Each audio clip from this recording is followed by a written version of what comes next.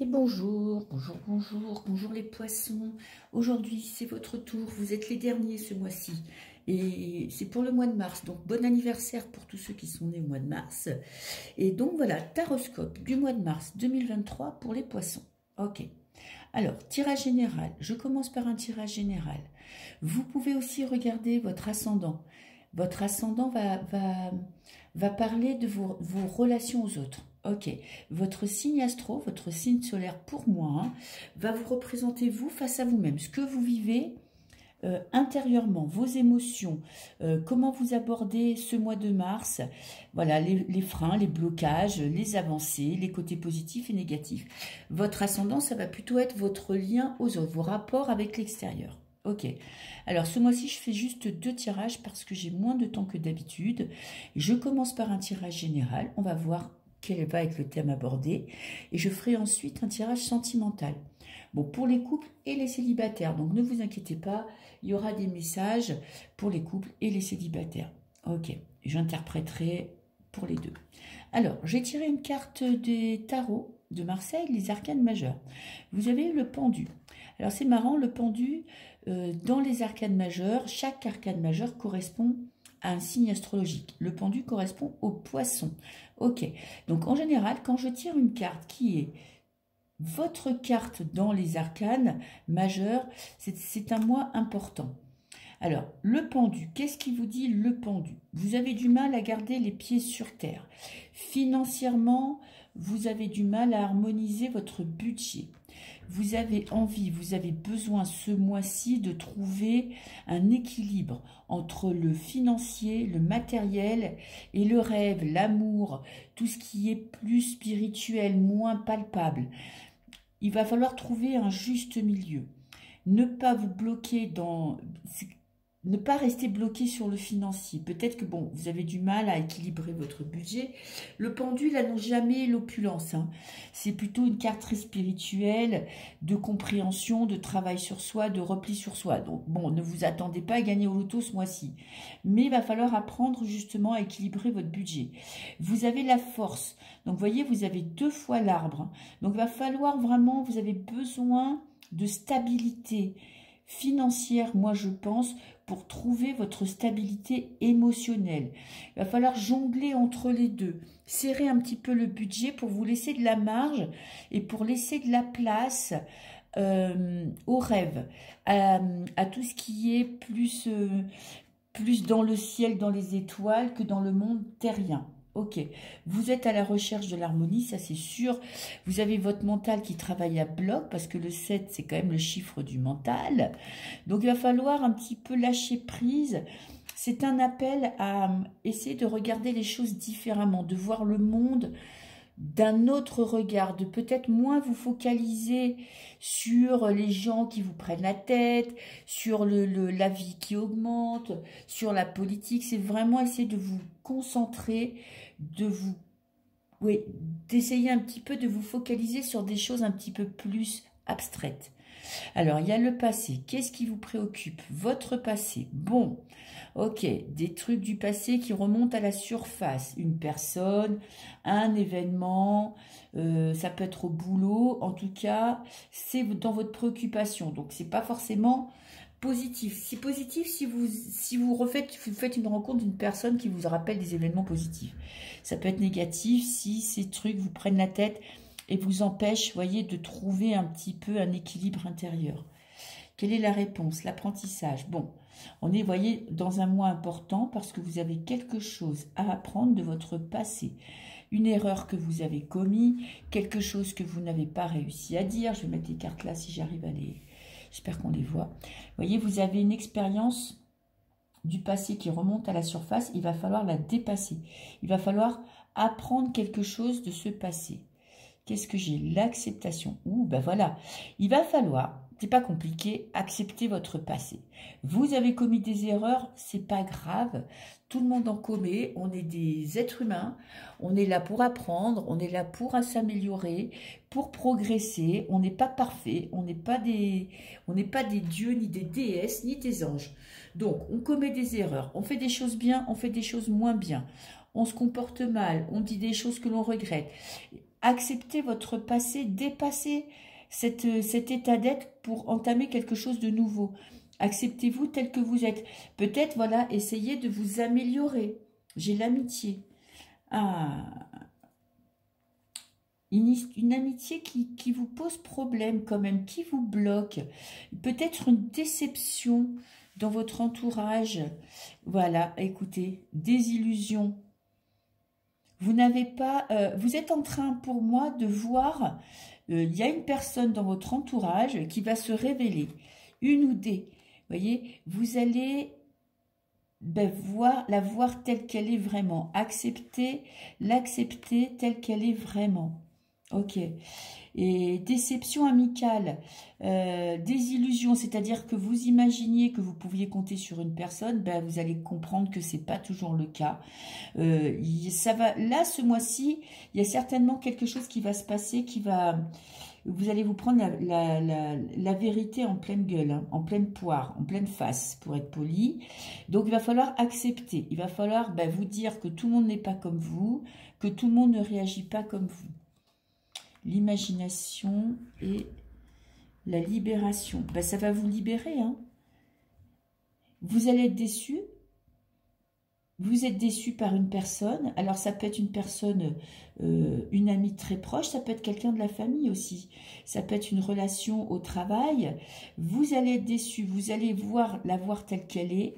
Vous allez comprendre que vous ne pouvez pas forcément compter sur elle comme vous l'imaginiez. Vous allez prendre du recul. Vous allez prendre de la hauteur.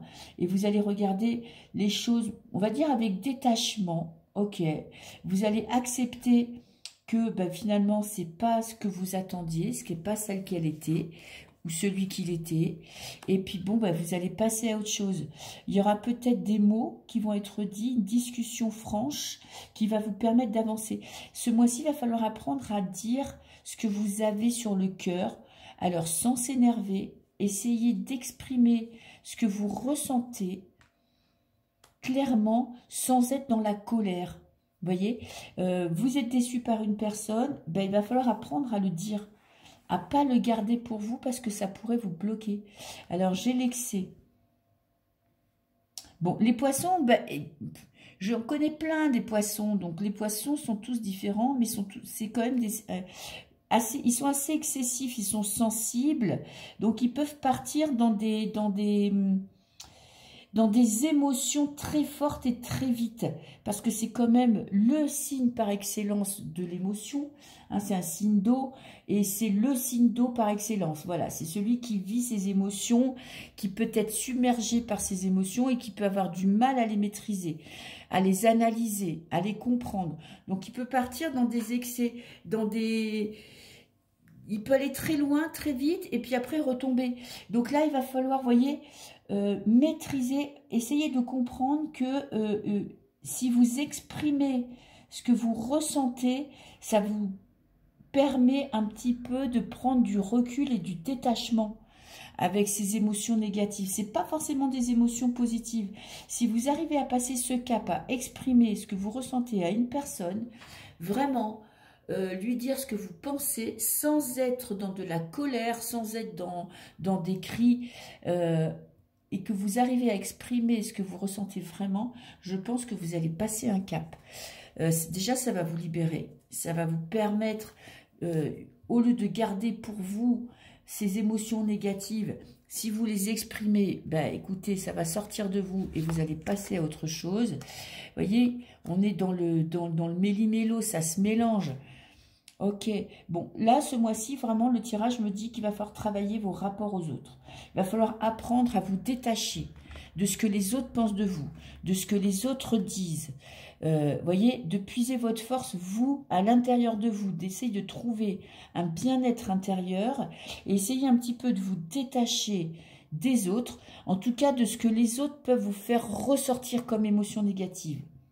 Ok, vous allez, écoutez, voir vraiment, il y a des personnes qui vont se révéler à vous, vous allez les voir telles qu'elles sont, et si vous arrivez à exprimer ce que vous ressentez, voyez, parce que la dispute, parfois, écoutez, on ne dit pas tout ce qu'on pense, on est dans la colère, et puis après, ça n'arrange rien. Si vous arrivez à faire ça, vous allez passer à un cap supérieur. Vous allez vivre, votre intérieur va être plus doux et plus harmonieux. Ok, voilà pour les poissons, pour le général. Alors, je vais passer au tirage sentimental. Qu'est-ce que je vais prendre comme je tiens? Je vais prendre un petit tarot. Je vais faire un tirage en croix avec un tarot et je rajouterai certainement... Alors, qu'est-ce que vous êtes en train de vivre sentimentalement? Ok. Les poissons pour le mois de mars 2023, j'allais dire 2022. Allez, les poissons. La reine de coupe, la reine des émotions. Allez, vous avez les pieds dans l'eau, vous vivez les émotions à fond, vous êtes... un coup, ça va super, un coup, vous sombrez. Bon, la reine, quand même, arrive à maîtriser ses émotions. Ok, mais c'est vraiment... vous les vivez à fond, quoi. Vous avez besoin de prendre racine, hein. Ok, vous avez besoin aussi d'amour, vous avez besoin qu'on prenne soin de vous, vous avez besoin d'avoir un cocon autour de vous. Ok. Et j'ai les deux reines, j'ai la reine de denier. Bon, c'est bien, elle vient un petit peu stabiliser ses émotions. C'est une reine qui est vraiment dans le réel, dans le concret,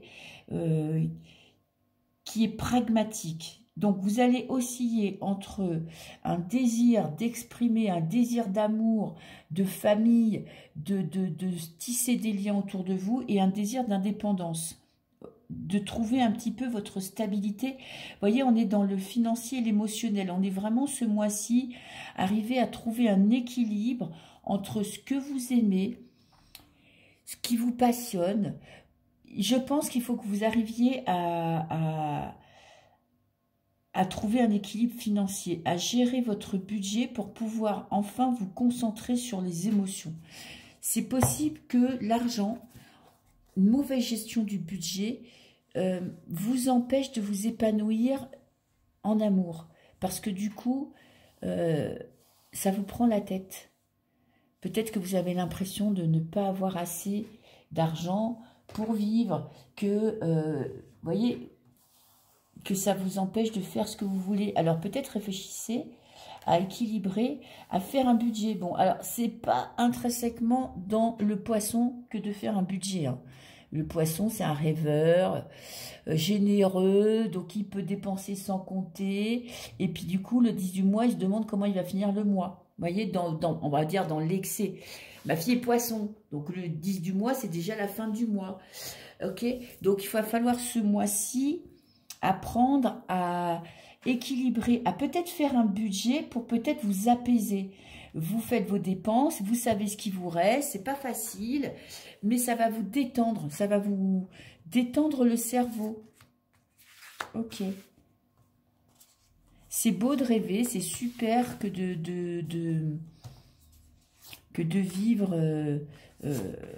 sans penser au tracas financier, mais des fois, faire un budget, croyez-moi dans mon expérience, savoir ce qui nous reste, voir sur le mois comment un petit peu dispatcher ses dépenses. Bon, moi, je ne suis pas la reine des budgets, mais je sais ce que je peux dépenser ou pas.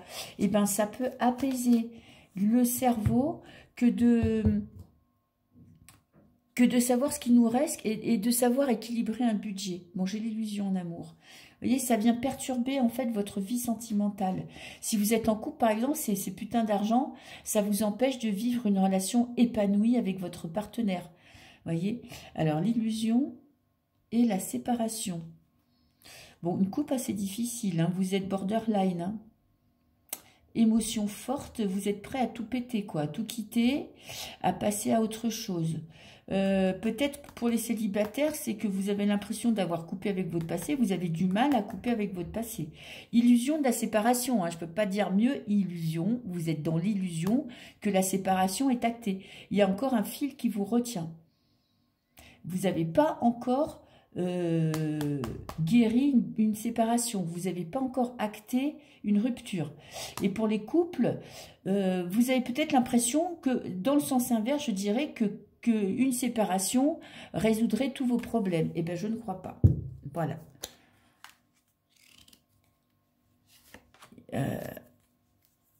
Comme je disais dans le premier tirage, discussion. Il faut apprendre, bon, alors c'est plus facile à dire qu'à faire, à exprimer ce que l'on ressent. En fait, quand on est en colère, on n'arrive pas à dire ce que l'on pense. Ok. Alors, en pour, j'ai la justice. Bon, très positif en amour. Là. Bon, alors, c'est pas des envolées, c'est pas le grand amour où on exprime ses émotions, où on vit de la passion.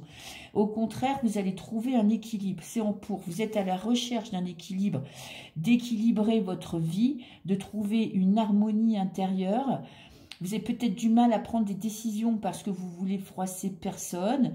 Mais là, vous allez réussir vraiment à équilibrer vos émotions, votre temps, à trouver un équilibre intérieur. En plus, avec le 12, vous avez le temps, mais on a quand même un cycle. Pour moi, c'est quand même un cycle. Donc, ce mois-ci, ça va vraiment être un travail intérieur pour vous. Je ne suis pas dans la passion. D'accord, c'est pas grave parce qu'en fait, vous avez besoin de paix intérieure et d'harmonie. Donc, il va falloir prendre des décisions juste pour vous et juste pour les autres. Vous voyez, c'est ce que je vous disais. Il va falloir apprendre à exprimer ce que vous ressentez, à ne pas vous mentir, à être honnête face à vous-même. Et si vous êtes en couple avec votre partenaire, la personne qui est en face de vous, lui dire ce que vous ressentez pour pouvoir passer un cap. Et si vous êtes encore bloqué dans une relation, eh bien, il va falloir vous poser les bonnes questions. Pourquoi vous n'arrivez pas à rompre? Pourquoi vous êtes toujours attaché à un fil, à cette relation du passé? En contre, j'ai le 7 de denier. Le 7 de denier, c'est que vous n'avez pas encore fini, vous n'avez pas compris. Vous n'avez pas tiré les leçons de cette relation. Vous avez peur d'être seul. Vous avez peur de ne plus vivre d'autres amours aussi intenses. Pour moi, avec l'oubli et le 7 de denier, vous avez peur de quitter vraiment cette personne, de la sortir de votre tête, parce que inconsciemment, vous avez peur de la solitude. Vous avez peur de vous retrouver au placard. Ok. Vous avez l'impression d'avoir beaucoup travaillé sur vous, blablabla, gna gna ni, d'avoir avancé, mais il y a encore quelque chose, vous voyez, vous avez un mur à franchir, il y a des choses qui vous bloquent. Et pour moi, c'est peut-être la peur d'être seul, mais vraiment seul, c'est pas parce qu'on vit seul qu'on est seul. On peut avoir quelqu'un dans la tête, c'est toujours quelqu'un à qui on peut envoyer des messages, quelqu'un qu'on peut appeler, quelqu'un qui nous fait vivre des émotions. Vous avez peut-être peur justement de mourir, mais je veux dire spirituellement, ou que votre cœur soit sec. Alors, le challenge, le partage, faites-vous du bien, faites-vous plaisir, soyez un peu plus égoïste, pensez à vous. Et j'ai la communication, c'est ce que je vous dis depuis le début du tirage. Osez dire ce que vous ressentez. Vous avez encore ce lien, vous voyez ces deux cœurs là. Vous avez encore ce lien pour les célibataires avec une personne du passé. Pour les couples, pour moi, vous êtes un petit peu déconnecté de votre partenaire parce que vous n'arrivez pas à trouver un équilibre dans votre couple. Vous êtes prêt à tout péter en pensant que c'est la solution alors que vous êtes liés, alors qu'il y a quelque chose qui vous relie. Peut-être que vous ne laissez pas de place à votre partenaire. Peut-être que vous lui laissez trop de place. Il va falloir équilibrer les émotions. Il va falloir donner et recevoir. Il va falloir trouver un juste milieu. Ok. Il y a un déséquilibre pour vous, les Verseaux, les poissons, émotionnellement. Vous n'arrivez pas à mettre le doigt sur ce qui vous bloque. Là, vous allez y arriver ce mois-ci parce qu'il va falloir que vous soyez vraiment honnête vis-à-vis de vous-même et vis-à-vis de la personne qui est en face de vous. Il va falloir être impartial. Il va falloir prendre une décision, c'est-à-dire que vous trouvez votre place, laissez de la place à la personne qui est en face de vous, mais gardez en même temps votre place. Ne pas tout donner et vous oublier, ok ? Et il va falloir apprendre surtout à vous exprimer, à dire ce que vous ressentez. Alors, qu'est-ce que j'ai en réponse au tirage? Quand même, j'ai le 10 de denier, hein. Très très belle carte. Alors, on n'est pas, pareil, c'est pas de la coupe, hein. On est vraiment là, ce mois-ci, on est dans le concret, hein. Pas, on a du denier, du denier, du denier. Ok, et j'ai la justice, qui n'est pas la carte la plus en amour, des tarots. Donc, pour vous, votre bien-être amoureux va passer par un bien-être financier, une stabilité matérielle. Ça ne veut pas dire être riche, ça veut dire arriver à trouver un équilibre entre le matériel et l'amour. Ok, il va falloir travailler à ce que le matériel ne vous plombe pas, à ce que l'argent ne vous plombe pas. Vous avez besoin de sécurité financière pour vous sentir libre d'aimer. Voilà, c'est pas compliqué. Ok. Et vous avez quand même une petite peur de l'abandon, hein. Peur d'être seul, peur qu'on vous aime pas, peur que si vous dites ce que vous pensez, la personne vous rejette. Il y a vraiment un travail à faire sur... osez dire ce que vous ressentez avec douceur, ok, pas dans la colère, pour trouver un équilibre intérieur. Alors, le conseil, j'ai là un regain. Bon, le conseil, j'ai le roi d'épée.